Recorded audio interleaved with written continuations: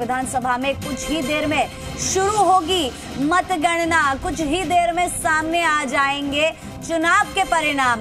आखिर कितने इनके दावे सच्चे थे वो अब समझ में आएगा। और इसी खबर पर ज्यादा जानकारी के साथ हमारे संवाददाता भरत लाइव जुड़ चुके हैं। भरत, अब बस कुछ ही पलों का इंतजार, मतगणना शुरू होने वाली है, क्या अपडेट मिल रहा है आपको?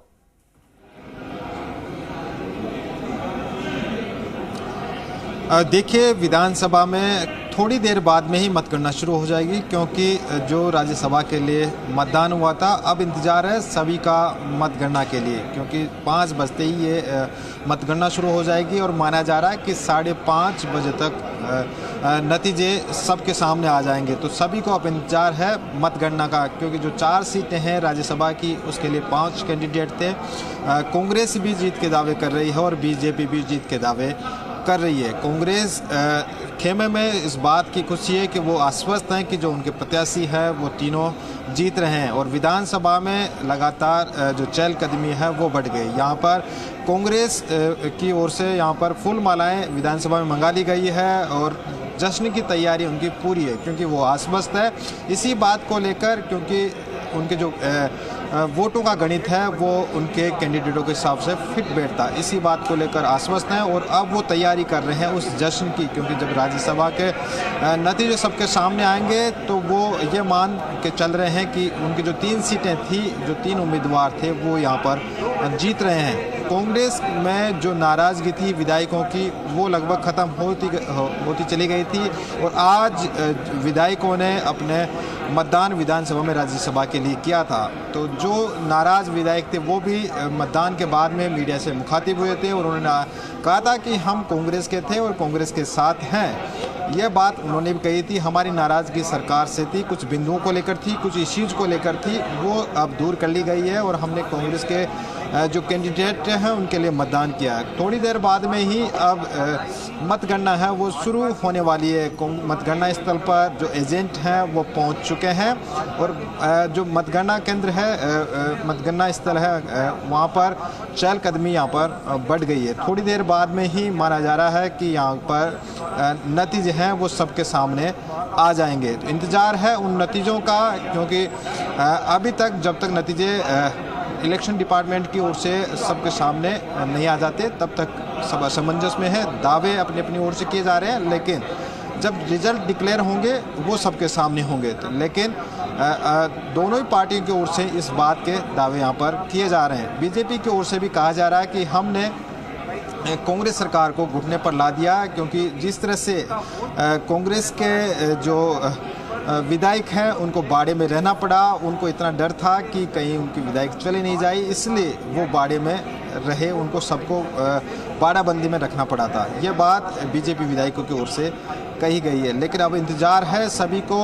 उन नतीजों का, जिसके लिए इतने दिन से विधायक होटलों में ठहरे थे। आज सभी ने मतदान किया है और अब 5 बज चुके हैं और यहाँ पर विधानसभा में है वो मतगणना शुरू हो गई है। 5 बजकर इस समय 1 मिनट हो गई है और विधानसभा में है राज्यसभा की 4 सीटों के लिए मतगणना शुरू हो गई है। एजेंट यहाँ पर बैठ गए हैं और माना जा रहा है कि कुछ ही देर बाद में ये नतीजे सबके सामने होंगे। जी बिल्कुल भरत, जिस तरह से आपने बताया 5 बजकर 1 मिनट हो चुका है, ऐसे में अब मतगणना का जो प्रोसेस है वो स्टार्ट हो चुका है, जो वोट्स है उनकी गिनती शुरू हो चुकी है। लेकिन ऐसे में अगर हम उन वोटों की बात करें जिनको खारिज करने की बात सामने आई थी, उन पर क्या अपडेट फिलहाल सामने आ रहा है?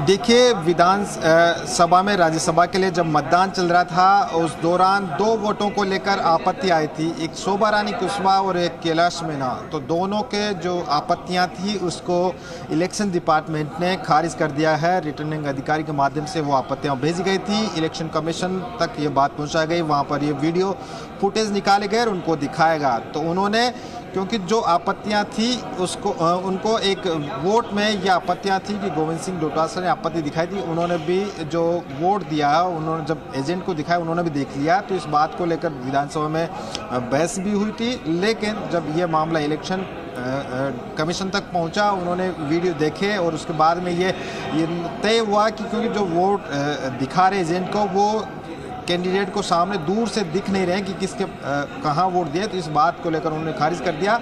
उनकी भी काउंटिंग की जाएगी, उन्हें खारिज नहीं माना गया। तो अब ये मामला स्पष्ट हो गया कि जो ऑब्जेक्शन 2 वोटों को लेकर आए थे वो यहाँ पर उनकी काउंटिंग की जाएगी। ऐसे में भरत ये बताइए, क्या वहाँ पर मतगणना की जो प्रक्रिया है वो शुरू हो चुकी है? वोटों की गिनती क्या इस वक्त शुरू हो चुकी है, और अगर हाँ तो वहाँ पर किस तरह का माहौल देखने को मिल रहा है?